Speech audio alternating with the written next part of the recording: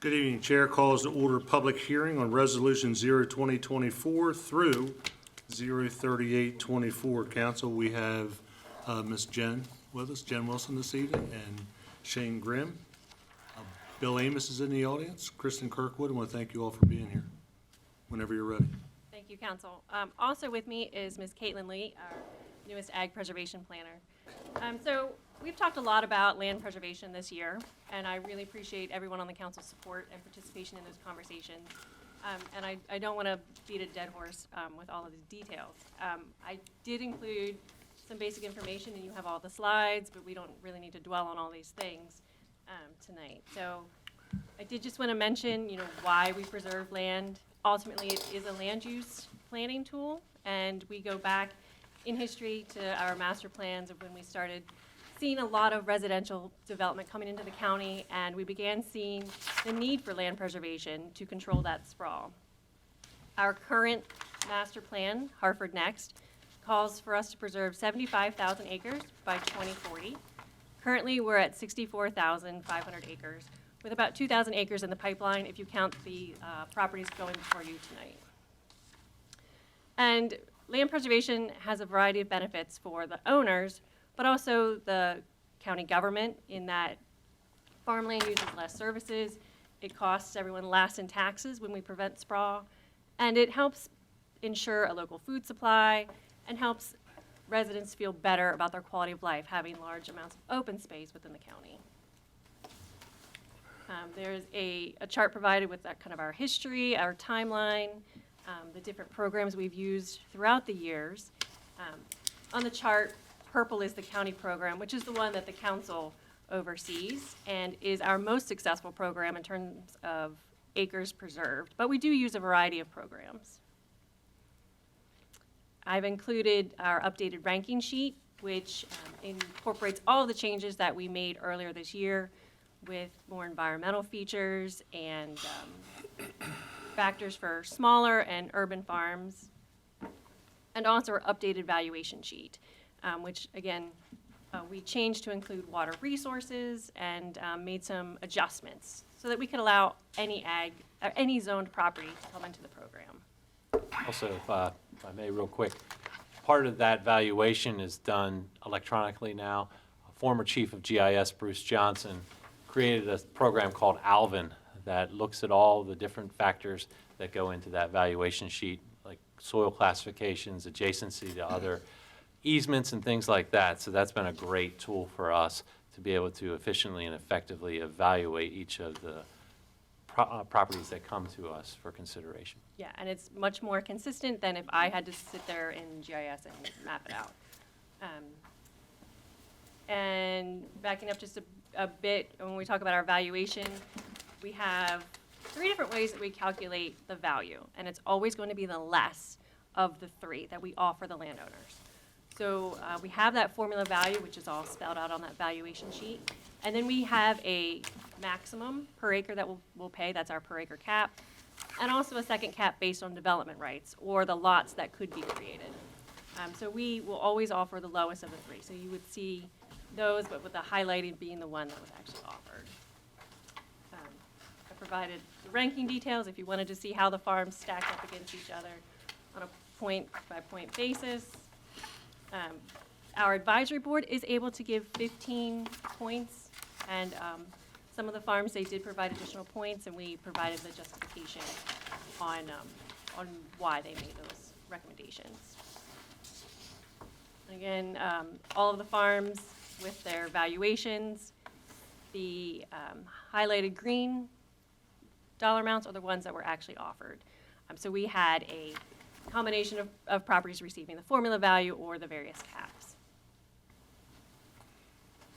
Through our program, we can offer a one-time payment at settlement or an installment purchase agreement. All of the farms coming through this round chose the one-time payment. And then also the last new thing this year, we revised our incentive areas, where before we had kind of 2 blobs on the map, and we revised it to reference the master plan and broke it into 4 different areas. So our advisory board reviewed these areas and the amounts of money that would be offered. They felt that the Area B, that 1 mile buffer around the envelope, was the most at risk and deserved to have the largest amount of bonus per acre. And just an overall map showing where all the farms fell throughout the county. We stretch everywhere from Whitehall, Norrisville area, all the way down to right outside of Havre de Grace, outside of Aberdeen, and just outside of Bel Air. So I do have, I have lots of pictures and maps for each of the farms and that you all have, and so I will breeze through these if you want to go back and look at them. But I do think it's important to kind of dwell on a couple of them. This first one is the Davis family, and I believe they're with us tonight. This property is on Aldino Stepney Road, and you can see there's some development right behind their property in this picture. And on the map, they are right outside of the city of Aberdeen's limits. So they have 5 development rights to erase, and they have chosen to preserve their property instead of developing. So again, on the aerial photo, beautiful farm with Carson's Run goes right through the middle of it, and it's right on the city limits. And this property actually hit our development right cap, and we're in that bonus area B, that most at-risk area. So they have a $3,000 per acre bonus payment. Also, we have the Lomax family on Calvary Road in Crestwell, right outside of where the new solar field is going. So that area has been seeing a lot of development pressure, and they have 2 family conveyances. Only a handful of properties still have family conveyances as we move further and further from that magical date in 1977. Again, beautiful farm, productive fields, and the pricing that hit the per acre cup. This year, because of our changes, we have a lot of environmentally rich properties, some forested properties ranking well on against all of our other applicants. And this one is a good example of that. The Bushover property in Whitehall. It is 2 properties that are being consolidated. It has Island Branch running through it, and it's mostly wooded property just upstream from Deer Creek and I believe it's Hidden Valley.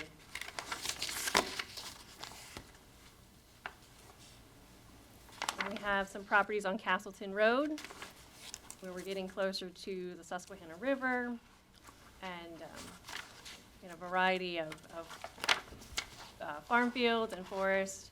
And this is a smaller property that probably would not have ranked as well, but again, we made those changes to try to help encourage smaller properties so that we can then look to adjacent properties to continue that contiguous easement area. The Welsh property, another property on Castleton Road.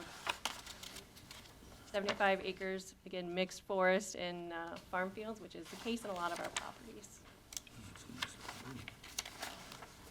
And you can see they hit the development right cap, in which case they typically end up to be less dollars per acre because of the way the math works out.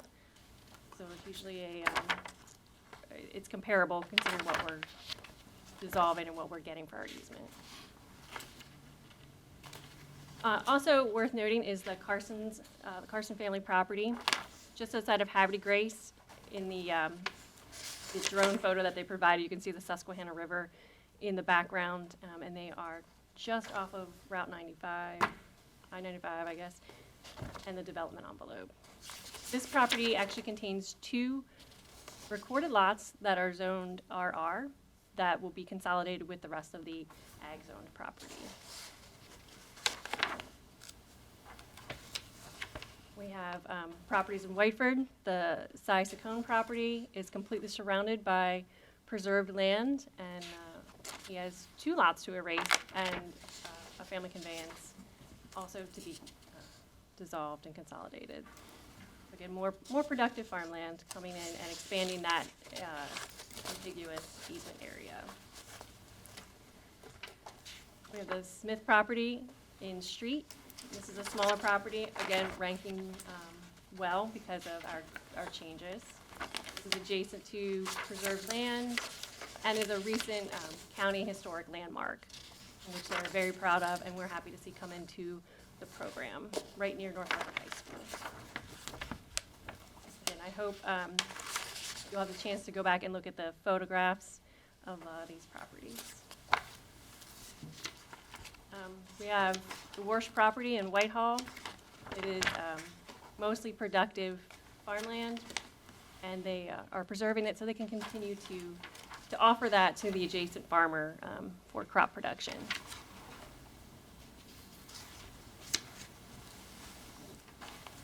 Next is the Nickman property on Jarrettsville Pike. This is just outside of the square at Madonna. You can see Jarrettsville Pike in the photograph there. This family has preserved a lot of land adjacent to that, and this is another piece they would like to see permanently preserved. It's continuing to expand that area of continuous easements. And we have the Moranto property on Line Bridge Road, just uphill from the Susquehanna River, mostly forested property, also surrounded by easements.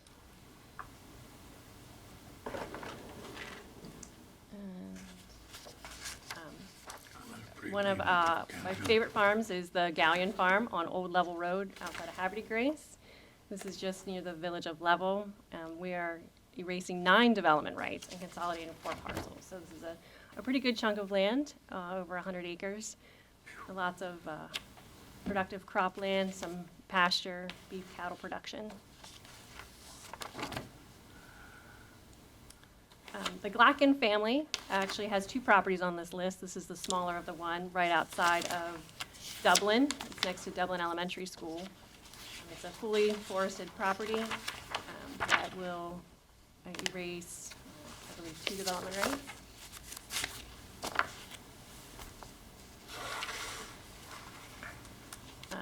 I think the next Glacken property is further in the slides. The Wolszewski property is right next to Susquehanna State Park. This is actually a photograph from the park looking towards their property. So they have the stone wall dividing their property. 43 acres, 3 development rights. Again, helping to protect that park and preserve the historic kind of view shed and agricultural characters of that area. Another beautiful property. This one hits the development right cap and does not get a bonus. The Stom property, again, another wooded property that is actually smaller, but it is erasing 3 parcels to consolidate it into one. It would just have 1 house on it. This is right outside of Rock State Park, down where they're doing the road work on 24. Beautiful forest with some streams leading down to Deer Creek. This is the other Glacken property. This is the larger one, 125 acres of forest right outside of Bel Air in the Hickory area. This one is also just on the edge of the development envelope. You can see it's next to some existing roads with Ruffs Mill Road, but also some development roads there to the south. So this is a very at-risk property considering the development pressure in the area. 11 development rights to extinguish. And so they're happy to be preserving their family's property. The Mickey property is on Sharon Road, another one near Rock State Park, 75 acres of mostly hay and a little bit of forest there. So this is a farm that's going to the next generation. They are working on transitioning to the son who is doing most of the production work on the property. The Hills and Hollows property is off of Erie Road in Whitehall. This is a very special natural property, 58 acres of forest and truly lots of hills. Deer Creek cuts right through the middle of it. It contains a lot of streams leading down also to Deer Creek through the valleys there. It is surrounded by other easements.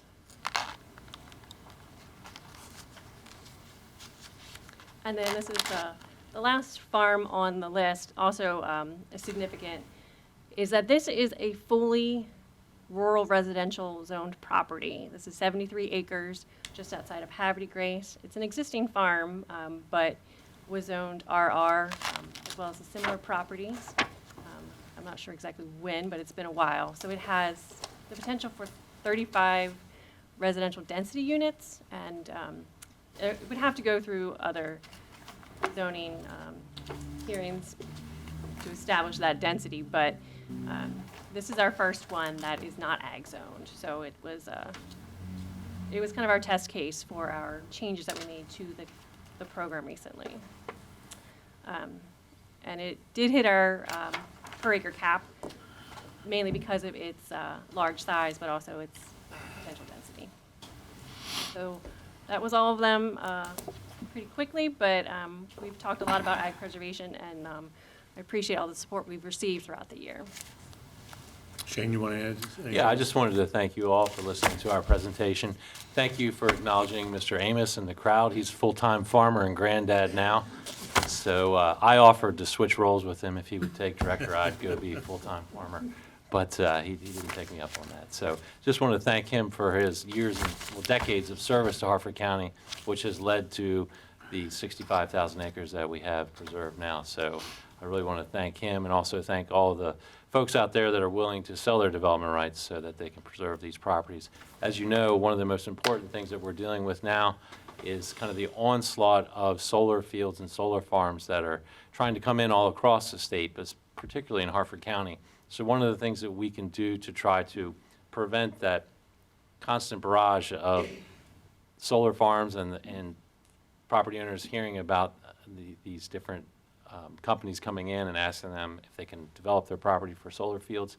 By preserving these properties, it makes it exponentially harder for them to be able to get those properties for solar development. So it's important, as that's the latest kind of crisis du jour for us, is to deal with those solar fields. So thank you for your consideration with this, and we appreciate it and look forward to hearing comments on the public hearing, and also looking forward to the final vote. So thank you, sir. No, I appreciate it as well. Appreciate, Jen, your time and effort. Bill, yours before you retired in bringing these new requirements together in the new program that we have. Obviously, it's produced fruit. When we met the last time, we were talking about a project in Havre de Grace on Colt Lane. That was Bob Vogel, who was the Colt football player that bought that originally. We couldn't think of his name. But sitting here tonight, it just popped in my head. Mr. Bennett. Hello, good evening. A few quick questions. As you look ahead into the next few years, do you already have planned out, an estimate for how many acres you hope to come to us for next year and the year after? Is that something that you all do in long-range planning?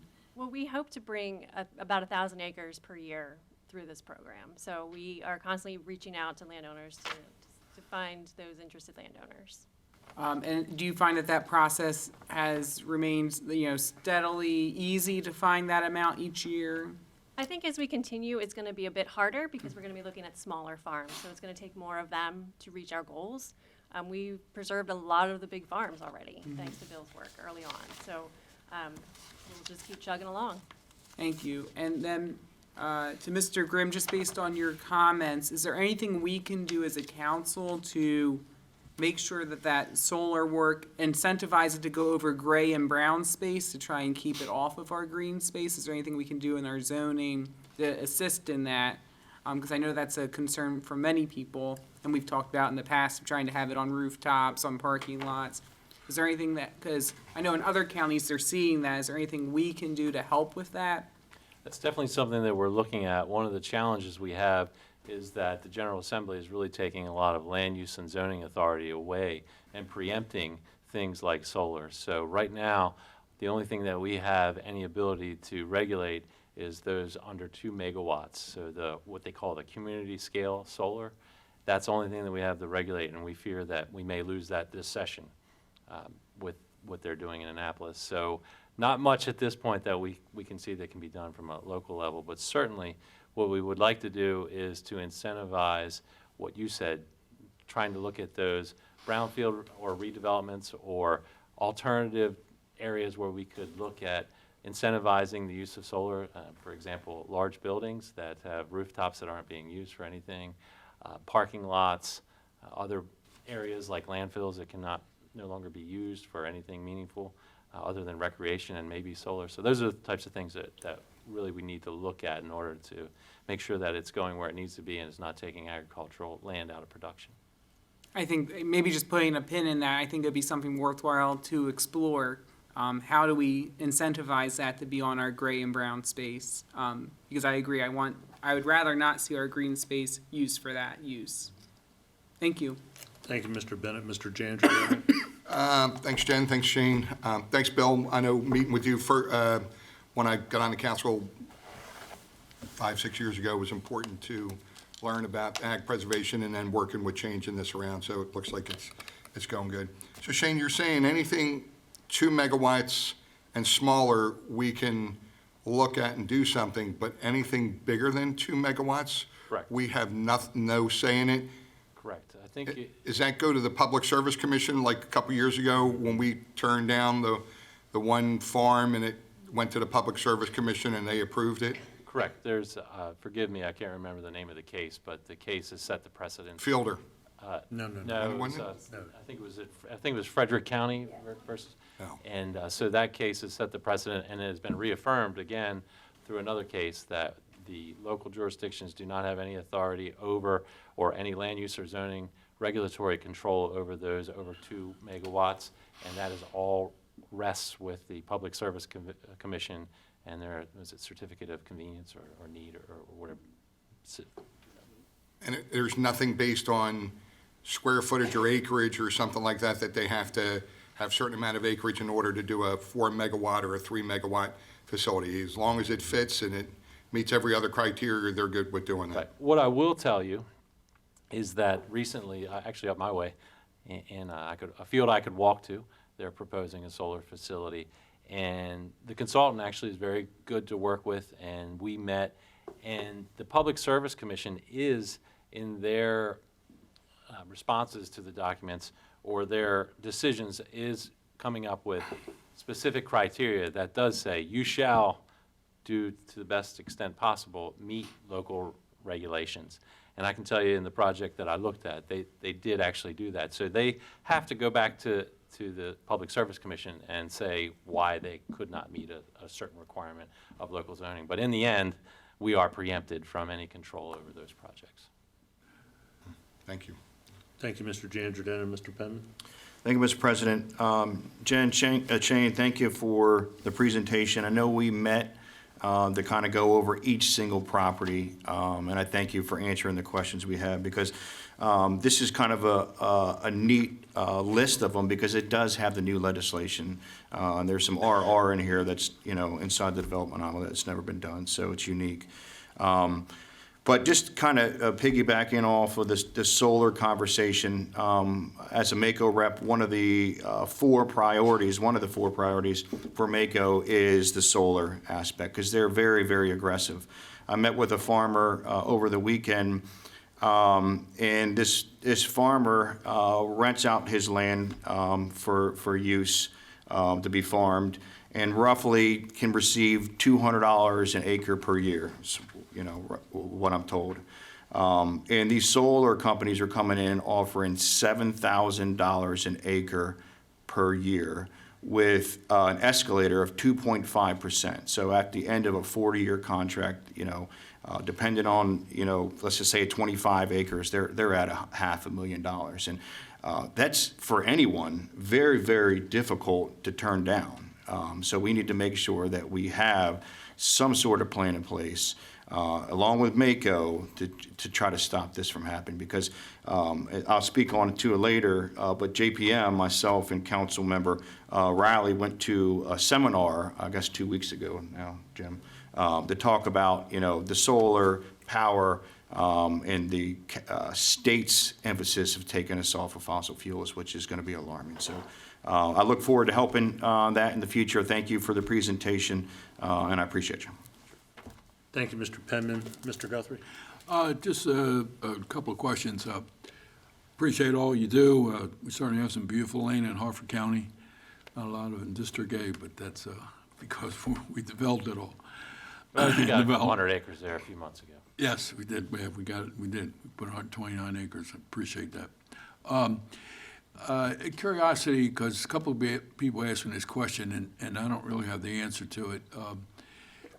A piece of property that's in the ag pres, and the people who own it and all, eventually they pass away, and the property's inherited by their children or whoever, and they want to take it out. What can be done? Has it ever been tried? Has there been a court case or anything to reverse that? It's a very prohibitively expensive to do that for tax implications, as I understand it, but Jen would be able to answer that better historically as to whether anybody has tried. Yeah, historically, the courts have upheld the easements and have not allowed them to come back out of, because they are meant to be in perpetuity, and they've held that line. And are you familiar with any cases in the rest of the state? There was, I think, one attempt in, I believe it was Howard County, and the courts held the easement. They failed. Okay, good, thank you. But there are programs where you can buy out, right, like Stater? They were districts They back were in the day. districts, yeah, they Yes. were temporary, and they were Okay. designed to be temporary. Okay. You could eventually decide whether you wanted to stay in and go for the full easement or come back out. And that we no longer do the districts anymore. Correct. They're a stepping stone. Council, anyone else? Ms. Dixon, do we have anyone signed up? We do, Mr. President. We have 3 this evening. John Malamo, followed by Bill Amos.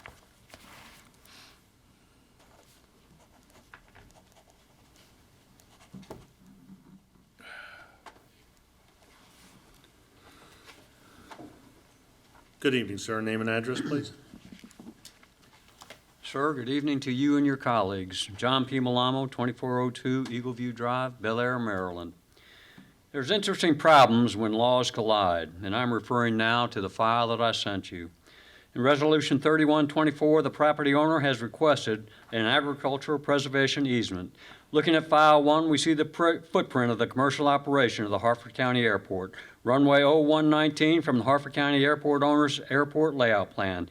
Please note the area marked approach surface on the file, which is also the final approach path. File 2 shows an airspace easement, a navigation easement, over property identified in 3124, and also on the south end of runway 1. That makes those properties an element of the commercial operation of the airpark. Files 3 and 4 show the commercial operation plan and site plan without approach paths submitted to the Zoning Board of Appeals, which were approved. By code, no more than 50% of the land area upon which the commercial operation is conducted, including approach and landing paths, may be in the Ag District. The final approach paths at both ends of the runway 0119 are 259 acres. There's an equivalent area at the east-west ends of runway 1028, a total of 518 acres in the Ag District. Code requirements are not met. Zoning Code Section 6012, 267.4, and 267.73 identify commercial activities permitted to properties in ag preservation. The commercial operation of a general aviation airport is not found in any of those sections. Now the problems. Case 1, navigation easement is terminated. Property is approved for and enters ag preservation program. Leaves Harford County Airport with no airspace for takeoff, landing, or approach paths to the north. Case 2, applicant's request denied, navigation easement remains, airpark is in violation of the zoning code as the approach and landing paths, which were never approved, total 518 acres in the ag district, well more than the 67 acres zoned industrial at 3538 Aldina Road. Additionally, in Maryland law found in Mock versus Department of Taxation, airspace easements are taxable as real property separately. I expect that the county treasurer would add those areas to the tax rolls to generate tax revenue. Case 3, ignore the code, approve the application, maintain the easement, exposing questionable processes of government and governance. The council can pursue Case 1, leaving no airspace for approach, landing, or a takeoff, or Case 2, leaving the airport in violation of the zoning code. Or case 3, immersing yourselves in those same dubious practices of government and governance. Likewise, you must also address the approach and runway, end of runways 1028 and 01. This is a test of your governance. Quite a mess to resolve. In any jurisdictions, laws define governance. Enforcement and administration of those laws define government. Compliance with the laws defines its residents. Thank And you, I sir. would just note one more piece. Bring your comments to a close. Sir. Thank you, sir.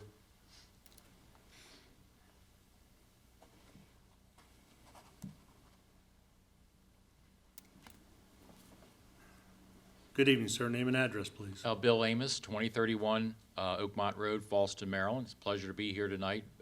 County Council President and council members, I just wanted to come and show support of farms presented to you for land preservation program. And it is exciting to see some of the farms that we have talked to for a long time. They're finally coming in, especially Mr. Gallion. And also to see our property coming in.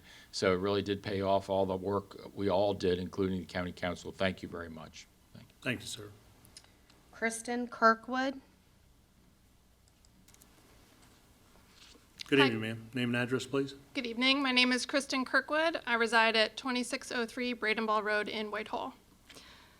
Good evening, council members and Council President Vincenti. I offer my comments tonight as the Executive Director of the Harford Land Trust. We're Harford County's only countywide non-governmental organization devoted to land conservation. Harford Land Trust strongly supports the agricultural preservation bills before you tonight. We thank the landowners for their commitment to permanent land conservation in the future of Harford County. And also, I sincerely thank this council for your strong support for land preservation as well. Today, we have about 100,000 households for our 265,000 residents in Harford County.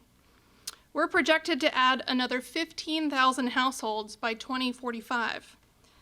And we know that our housing and other development needs will continue to grow long beyond that.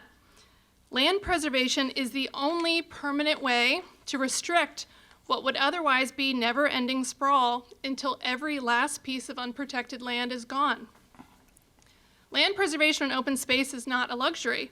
It translates to real dollars, too.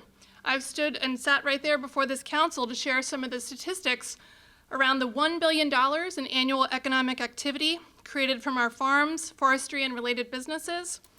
Land preservation also creates a host of other economic opportunities and important quality of life factors that keep people here and bring people here. The bills before you tonight erase a significant number of single-family homes which would be on large lots, using up a lot of land. These erasure of these homes will significantly reduce the demand for public services and costly public works improvements that would have to be spread in a disparate and unplanned fashion. We're in a divisive time right now, but land preservation is an area of common ground. This literally is common ground, and Harford County residents have consistently made it clear that they support land preservation and smart growth no matter their stance on other issues. The natural beauty of Harford County, the working lands that sustain us, and our beloved public spaces, and the rural landscapes that anchor our traditions, these are treasures that really transcend politics and resonate with anyone who is lucky enough to call Harford County home. Once this land is gone, we cannot get it back. With every acre of land lost to development, we wipe out family farms, destroy valuable wildlife habitat, and rob future generations of access to this land. In closing, Harford Land Trust encourages the council to continue preserving farms and forests, as it is one of our best investments that we can make in our quality of life in the future of Harford County. Thank you all for your time and consideration. Thank you, ma'am. There are no more speakers, Mr. President. With no more speakers, we'll go ahead and conclude this public hearing. And we'll conclude this public hearing, and we're going to recess for 10 minutes. Thank you. Chair calls to order legislative session day 24-029. I would ask you to please join us for the pledge, followed by the opening prayer.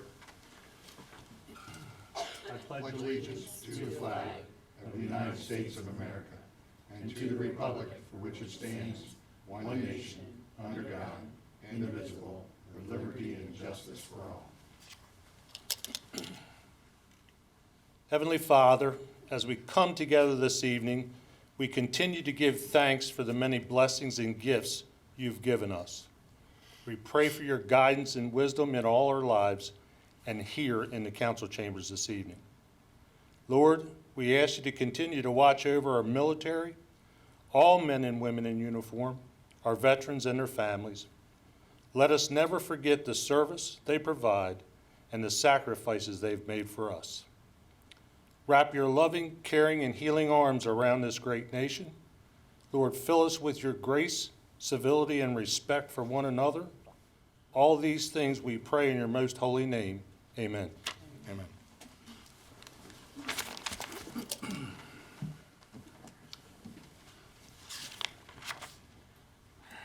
Agenda item number 4, presentation of proclamations. We have none. 5, consideration petitions, applications, appointments, and nominations, none. Special presentations, none. Approval of minutes, public hearing November 5th, 2024. Legislative Day 24-028, November 5th, 2024. Are there any corrections to the minutes? There being no corrections, the minutes stand approved. 8, introduction and consideration of resolutions.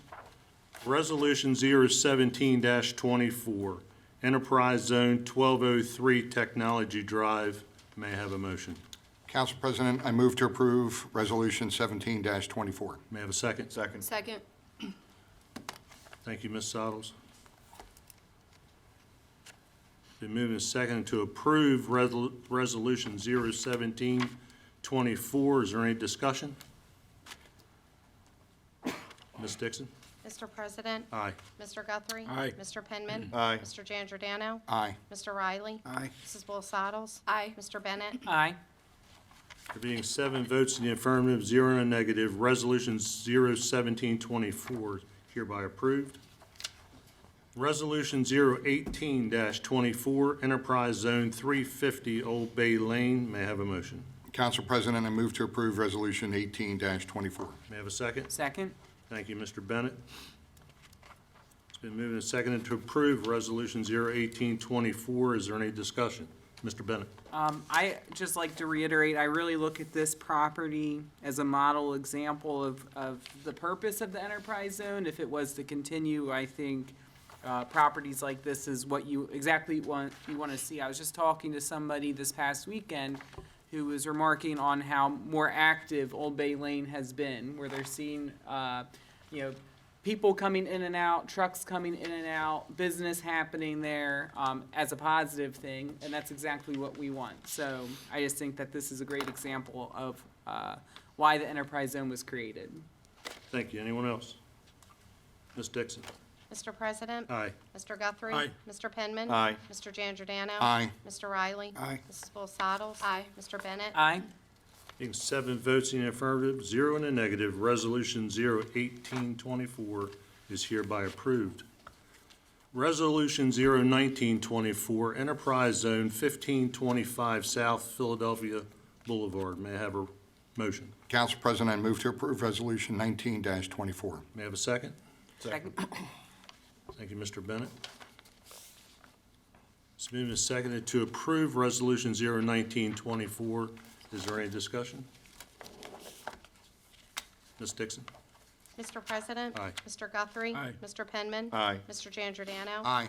Mr. Riley? Aye. Mrs. Boles-Sottles? Aye. Mr. Bennett? Aye. Being 7 votes in the affirmative, 0 in the negative, Resolution 019-24 is hereby approved. Mr. Vice President, read Resolution 039-24 into the record.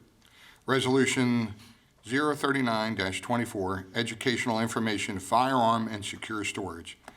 Introduced by Councilmember Bennett and Councilmember Guthrie, Giangiordano, Penman, Boyle-Sottles, Riley, and President Vincenti. A resolution of the County Council of Harford County to support the dissemination of secure firearm storage educational information to all parents and guardians of school-aged children by Harford County Public Schools. Resolution 039 will be considered this evening. May I have a motion? Mr. Bennett? Yeah, I move that we approve Resolution 039-24. Second. Thank you, Mr. Guthrie. Is there any discussion? Mr. Bennett? I just want to thank everybody for their support in this resolution to encourage our school system to send home information about the importance of safe storage of firearms, but to also put that information on their website and see about adding that information to their family handbook that goes home to families each year. That information, proper firearm storage can help keep firearms out of the hands of our children when it shouldn't be there, which can help keep them safe. So, encouraging people to be responsible gun owners and to make responsible choices, I think, is really important. As I shared with you all, the incidents that happened this year have impacted former students of mine, and it's been very sad. And so any way that we can help our children be safe, I think is a good thing. Thank you, Mr. Bennett. Anyone else? Ms. Dixon? Mr. President, Aye. Mr. Guthrie. Aye. Mr. Penman. Aye. Mr. Giangiordano. Aye. Mr. Riley. Aye. Mrs. Bosados. Aye. Mr. Bennett. Aye. Being 7 votes in the affirmative, 0 in the negative, Resolution 039, 24 is hereby approved. Mr. Giangiordano, please read Bills 24-036 through 24-038 into the record, please. Bill 24-036, zoning code, chapter 267, roof-mounted wind turbines, as introduced by Councilmember Bennett. An act to add a new definition of roof-mounted wind turbines to section 267-4, definitions of Article 1, general provisions, and to repeal, reenact with amendments, subsection C, 9, small wind energy systems of section 267-27, accessory uses and structures of Article 5, supplementary regulations of all of Part 1 standards of Chapter 267 zoning of the Harford County Code, as amended to allow roof-mounted wind turbines to be mounted or attached to a building roof subject to certain regulations and generally related to zoning. Bill to authorize. Public hearing scheduled on Tuesday, December 10th, 2024 at 6:30 p.m. in East Council Chambers. Bill 24-037, zoning code, chapter 267, liquor stores, B1, special exceptions, as introduced by Councilmember Penman. An act to add new subsections G, parentheses 4, retail trade, to section 267-88, specific standards of Article 9, special exceptions, and to repeal and reenact with amendments the permitted use chart for retail trade use classification, all of Part 1 standards of Chapter 267 zoning of the Harford County Code, as amended to provide that liquor stores may be permitted in the B1 district as special exceptions, and to set forth the eligibility requirements therefore and generally relating to zoning. Public hearing scheduled on Tuesday, December 10th, 2024 at 6:30 p.m. in the East Council Chambers. Bill 24-038, solid waste management plan, as introduced by Council President Vincenti at the request of the County Executive.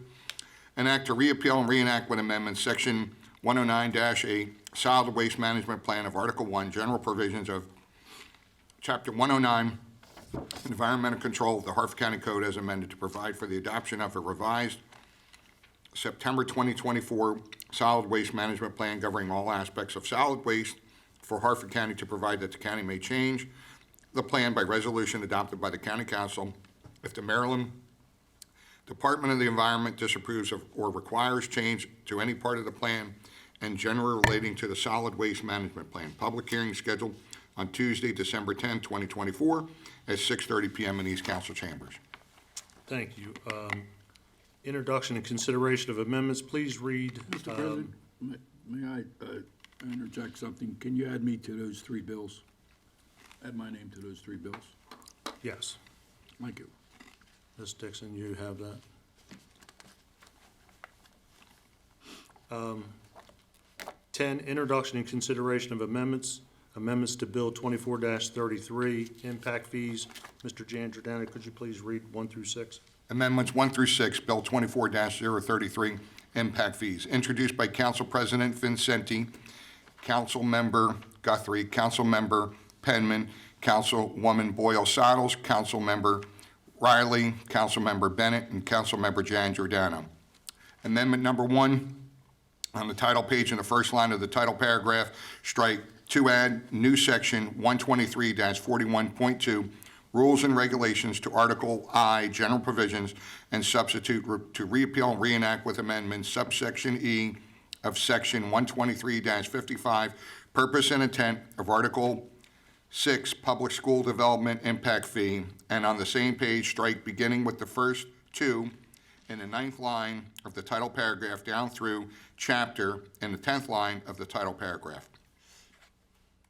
Amendment number 2, on page 2, strike beginning with that in line 10 down through provisions in line 11 and substitute that subsection E of section 123-55, purpose and intent of Article 6, Public School Definition Impact Fee, be and it is hereby repealed and reenacted with amendments.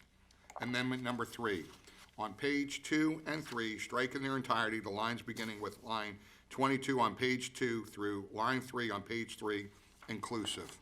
Amendment number 4, on page 3 in line 9, after increase, insert per square foot for the construction cost as established by, and on the same page in line 9, strike in, and on the same page, strike beginning with cost in line 10 down through foot in line 11.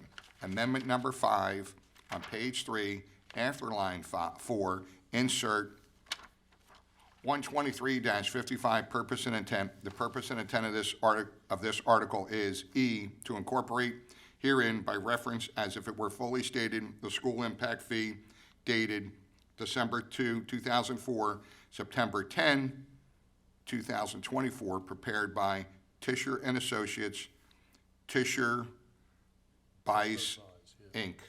Amendment number 6. On page 6, strike beginning with 60 in line 10 down through law in line 11 and substitute on March 1st, 2025. Thank you. These amendments will be considered at our next meeting.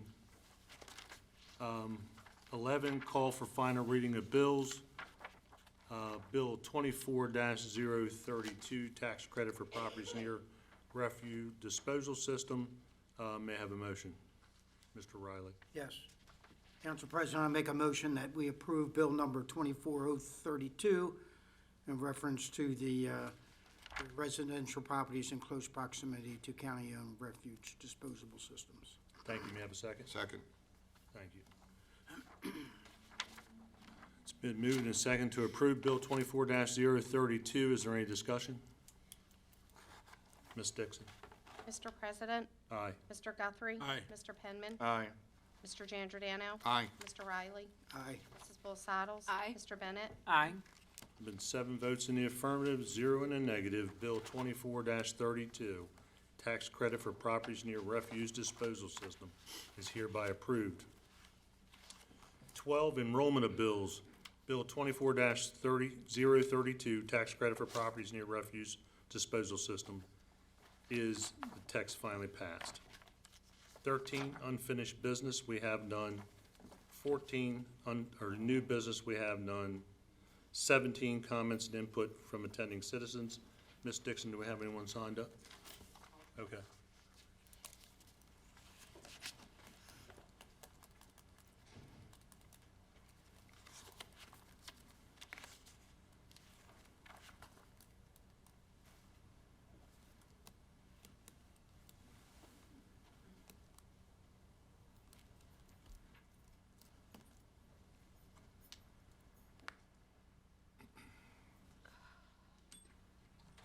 We have 2 speakers this evening, Mr. President. John Malamo, followed by Samantha Potts.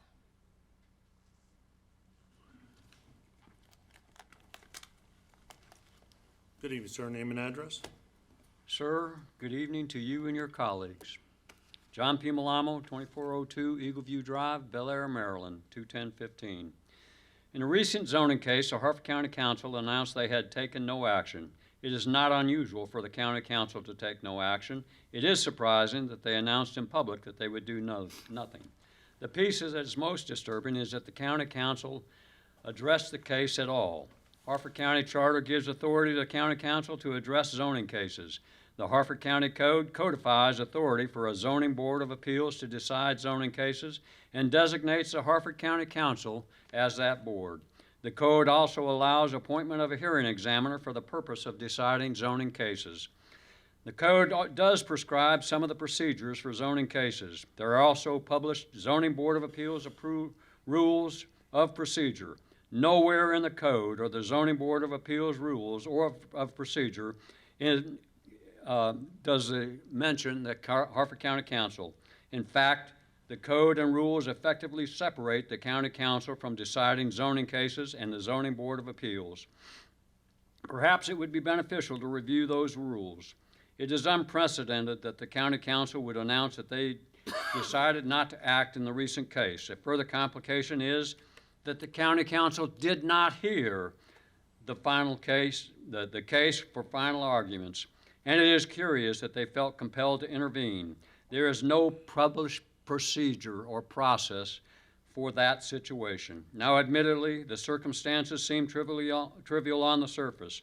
Harford County is not subject to provisions of an Administrative Procedures Act and does not have one of its own.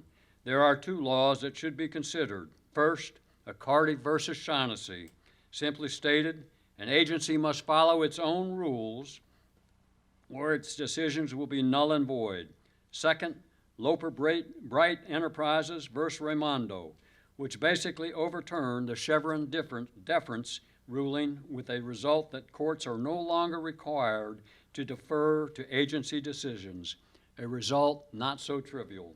I would submit that a very loose interpretation of the Charter, the Zoning Code, and the Zoning Board of Appeals rules of procedure is problematic. I would also offer that the announcement by the County Council related to the zoning case in question is not a legitimate exercise of authority, and the decision is likely null and void. Good night.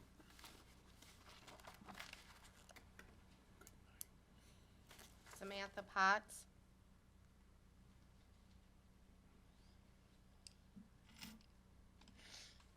Good evening, ma'am. Name and address, please. Yes, my name is Samantha. Good evening.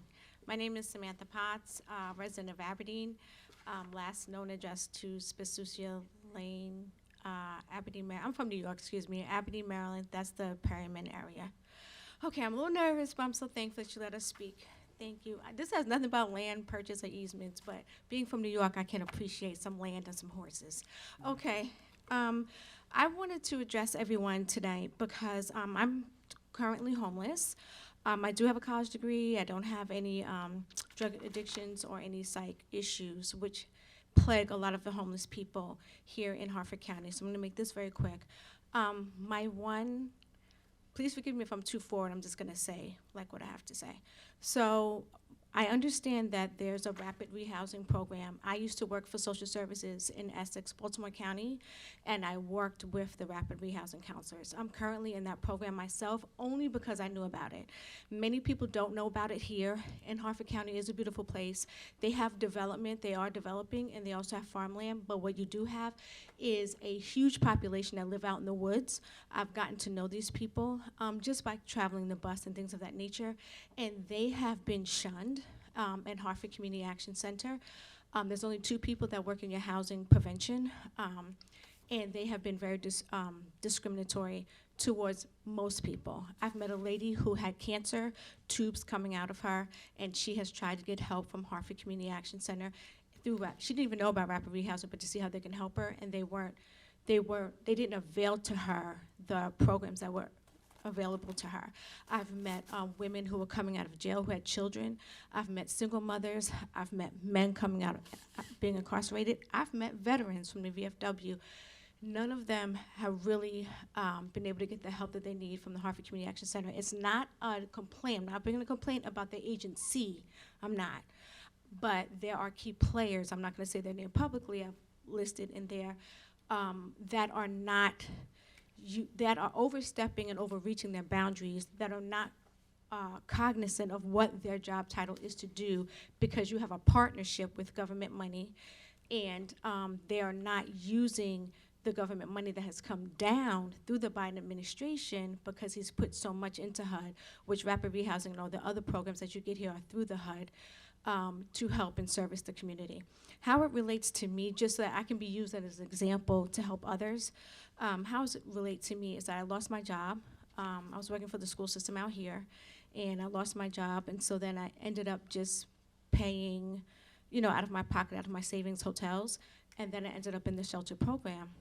The shelter program is mixed-use residents of people who have addictions, don't have addictions, so I was targeted as just a college-educated woman, and so I had to leave there because it was dangerous for me. So I ended up pressing them for the rapid rehousing program. I got a landlord, and having said that, because I knew the rights and responsibilities of what was supposed to be done to get me on my feet. Ms. Potts, I'm going to stop you right Yes, there sir. because your time is up. Oh, But- darn. But what I'd like you to do is just hang around just for a few minutes. Oh, I after the appreciate you meeting, guys. okay? Thank you, that's a blessing. Thank you. Thank you. Yeah, I want to speak to you afterwards, after the meeting. There are no more speakers, Mr. President. Thank you, Ms. Dixon. We'll move on to agenda number 16, business from council members. Mr. Penman. Thank you, Mr. President. I want to wish everyone that served happy belated Veterans Day. I spent the day at the Veterans Day Resource Fair here in Bel Air, which was a great event. I'd like to thank Bob Brown, the chair of the Veterans Commission, along with Jay Ellenby for working hard putting that event together. One other topic also, which I alluded to earlier, myself and colleague, council member Riley, and Delegate Riley as well attended a PJM meeting on October 28th to learn about the company and energy and the concerns we have in the state.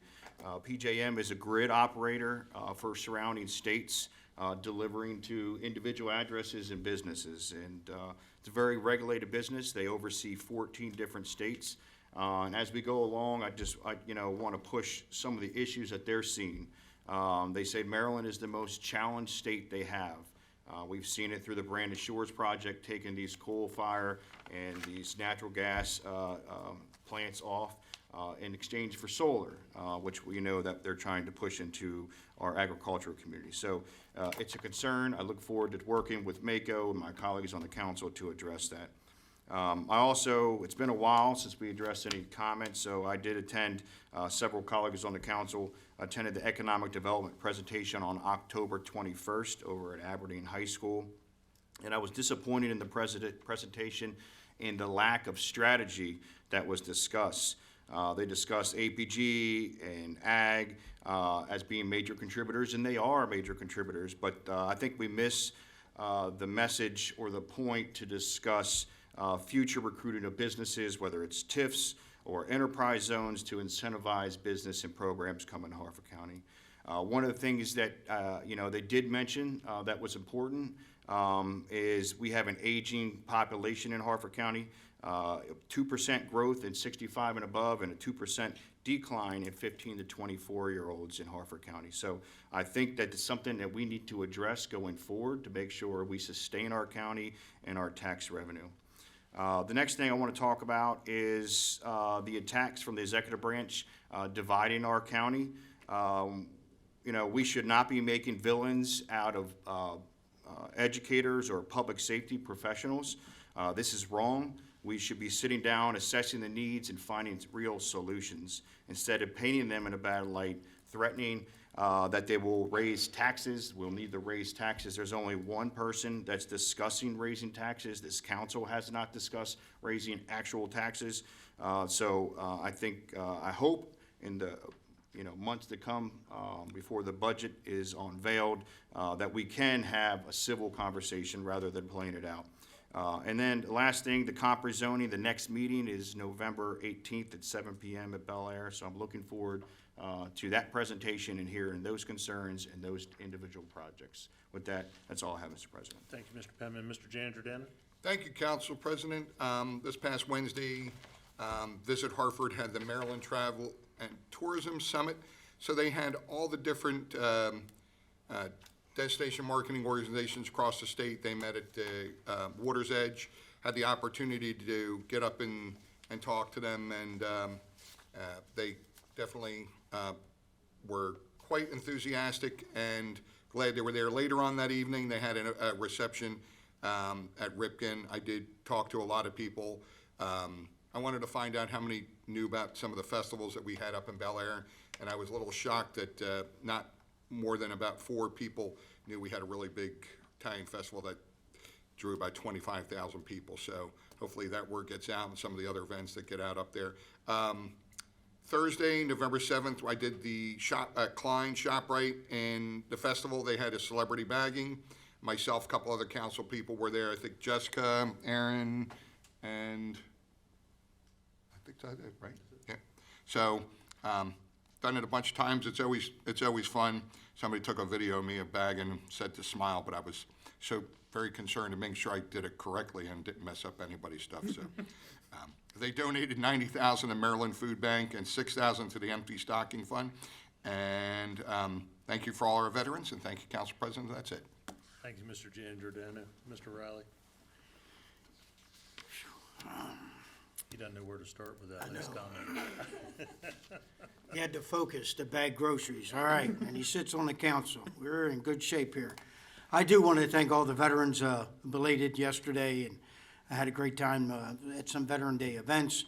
Also, the first Eagle Scout, Eagle Scout, Boy Scout, but she's a girl, Sarah from Troop 809G. Excellent young lady, and it's a whole Girl Scout, Boy Scout troop that's girls. It's hard for me to wrap my head around that, but anyway, that's the way it is. Also, I want to thank the Joneses.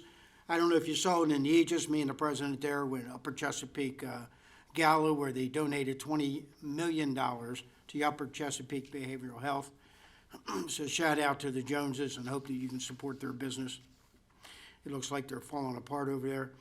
Also, 44 volunteers, their student loans were, part of their student loans were paid because they volunteer with the fire department here in Harford County. So if you're a young guy, young gal, want to volunteer, you could, they'll help you with paying down your student loans. And the last thing I want to say is what Councilman Penman talked about, the PJM tour that my wife and a couple senators set up. And when we went up there, we really got to understand, and I know this is not on everybody's radar until your lights turn off, but eventually it will. We import about 40% of our energy right now in the state of Maryland. Because we don't create it. In fact, we're shutting down energy centers. So it's very concerning to me and Councilman Penman. MACO is really, this is a hot topic for them. And so I think between you and me, as the MACO representatives, we'll hopefully be able to bring some, with a little bit of muscle I have and all the muscle that Penman has, to be able to bring this to light to maybe make this work. Thank you, Mr. President. Thank you, Mr. Riley. Ms. Sottles? Thank you, Council President. I too would like to thank all the veterans who have served our great country. I was able to also bag groceries. I didn't have to focus too much, though. It was really fun. It was really fun, and thank you to the Klein family for all of their support and dedication to our Harford County community. I think that's all I have for tonight. Have a good evening. Thank you, Ms. Sottles. Mr. Bennett? Hello. I want to thank my fellow council members for supporting and co-sponsoring my resolution tonight, 39-24, to encourage our school system to send home safety information about firearm storage. Like I said earlier, that really does touch close to home. I was originally going to be at the Visit Harford event, but unfortunately that night was at the vigil for my former student who was shot and killed, which, in my first 10 years of teaching, I never thought I would be at a vigil before a graduation. So it was just a very sad experience. But again, I appreciate all of you and being willing to support my resolution tonight. I got to attend the Havre de Grace Veterans Day Parade this past Veterans Day yesterday. It was very fun, and it was nice having Veterans Day off for the school system that they were able to have a daytime parade in which children could come and watch and participate. It was great to see all the scout troops and organizations walking down the street. Originally, I was just on the sidewalk watching, and then the mayor pulled me off the sidewalk and said, "Why aren't you walking with us?" And so I ended up walking the rest of the route with him. So that was very fun, and a great Havney Grace tradition. And then lastly, I just want to highlight my bill that was introduced tonight, Bill 24-036, which will have its public hearing on December 10th. This is a bill that my office has been looking at for 2 years in the making. We had a constituent, actually a few constituents, reach out shortly after taking office, sharing that they were hoping to install roof-mounted wind turbines on their homes. But due to our current county code, they're recognized no different than, the wind turbines you may picture in your head, 100+ feet tall, whereas these are the size of maybe a ceiling fan that generate, maybe enough electricity to power your floodlights. Mr. Bennett, Ms. Alegi's coaching me to have you stop speaking about that bill. I thought we could talk about it. All right, so anyway, just want to highlight that the public hearing will be on December 10th at 6:30 p.m. So just wanted to highlight that, to encourage people to come out.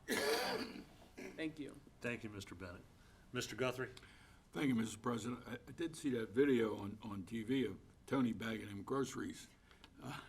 I made a little comment on there, they finally found out something he could do. But he did go on break, and when he came back, they had to retrain him. But that's all right, he learned it.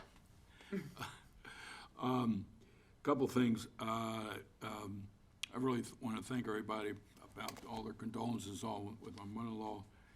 The viewing was this past Saturday. I certainly appreciate those who showed up. Several council members were there. County executive came, Terry Hanley came, and I think Pat Vicente actually came over to the house and brought some flowers for my wife. And she wanted me to thank you for that, and also the beautiful spray that the council sent to my mother-in-law. I appreciate it very much. In regards to Mr. Pemberton mentioned about the comprehensive rezoning, I had that on my list too, so he jump-started me, but I wanted to add to it that though the event is from 7 to 9, representative from planning and zoning will be available before each meeting starting at 6 o'clock to answer questions about the process and to assist attendees with locating zoning issues on a county map. Also, we have 66 applications that have been filed for property changes and zoning changes to date, and 29 of them are from my area. So I want to thank the Gunpowder Riverkeeper who filed a motion to join the Maryland suit over the water pollution in the Joppatown Gunpowder area. I certainly appreciate it. The Gunpowder Riverkeeper Executive Director, he filed a motion to join the Maryland Department of Environmental lawsuit against the developer, D.R. Horton, over the Ridgely Reserve debacle that's been going on for a number of years. Just talk about Veterans Day for a moment. My father-in-law was a World War II veteran. He passed away about 12, 13 years ago. My mother-in-law's husband. He was a heavily decorated World War II veteran. He had the Bronze Star, 2 Purple Hearts, a number of medals that we all have framed and hanging in our home. And certainly it's because of him and thousands like him that we have the opportunity to sit here today and be able to do this with people like that. So I just thought I'd mention a couple of things about the story of Veterans Day. Veterans Day is intended to thank all and honor all those who serve honorably in the military, living and dead, whether wartime or peace. In fact, Veterans Day is largely intended to thank living veterans for their service, to acknowledge their contributions to our national security and appreciate it, and to underscore the fact that those who have served and sacrificed and done their duty. Veterans Day, however, was first known as Armistice Day, in the celebration of the resolution of World War I, a peace recognized historically in the date and time of the event of November the 11th, 1918, at 11 a.m., and salutes surviving service members as well as those who had passed away since their service. In 1954, President Dwight Eisenhower signed a bill proclaiming November 11th as Veterans Day and called upon Americans everywhere to dedicate themselves to the cause of peace. In 1968, in keeping with the Monday holiday bill, Congress briefly moved Veterans Day to the fourth Monday in October, but it became quickly apparent that the American public held fast to the historic significance of the First World War armistice on July 11th, and in 1978, Veterans Day was returned permanently to its traditional date. Hence, the Veterans Day National Ceremony is held each year on November 11th in Arlington National Cemetery at 11 a.m. Eastern Standard Time. A color guard made up of members of each branch of the military honors the Americans' deceased veterans during the traditional rich ceremony at the Tomb of the Unknown Soldier. On October 7, 2016, President Obama signed a Veterans Day Moment of Silence Act. The law requires that the President issue a proclamation calling for the people of the United States to observe 2 minutes of national moments of silence on Veterans Day at 3:11 p.m. in the afternoon. If you want to get more details on those who might be interested, you can go to department.va.gov/veterans-day. Thank you, Mr. President. Thank you, Mr. Guthrie. 15, business from the president. As most of you know, that shortly after last week's council meeting, I went to the Eastern Shore for the week for personal business for Decoy Show. But I spent a lot of time on the phone that week with Miss Dixon and Miss Alleggi, keeping in touch with business throughout the day. And I want to give a huge shout out to Jeannie for taking care of everything at home and our business while I was gone. And with that, I'm going to go ahead and close this meeting. Thank you. Oh, yeah, that's it. Yep, that's it. I was thinking something else real quick. Yeah, right. We'll go ahead and adjourn this meeting. Thanks to my veterans, my father, I forgot to mention that, Oh, yes. and my sister, and my 2 nephews.